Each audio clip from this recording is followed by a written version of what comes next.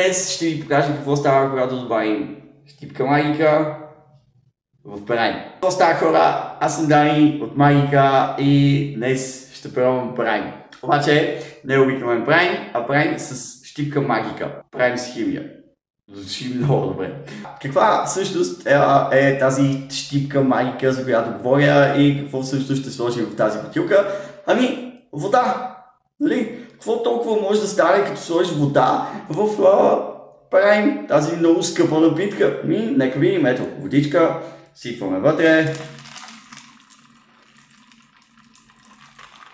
Абе, що почне да пуши? Така ли трябва да прави? Ще сипя още, за да видим дали ще спре. Не спира. Не знам за вас, обаче аз мисля, че това не е безопасно за пиене. Но вижте как пуши! Мирише на пролет. И малко химия. И ми да се пуша носа и нищо да усещам. Да, надявам се да ви е харесал експеримента, който направихме с този много скъп Prime. Наистина много скъпо. Не го купувайте, за да имате пари за къща някъде в покрайнините на София. Нали? Много скъпо. Надявам се, че ви е харесало. Аз съм Дани от Партия Агенция Магика. До следващия път.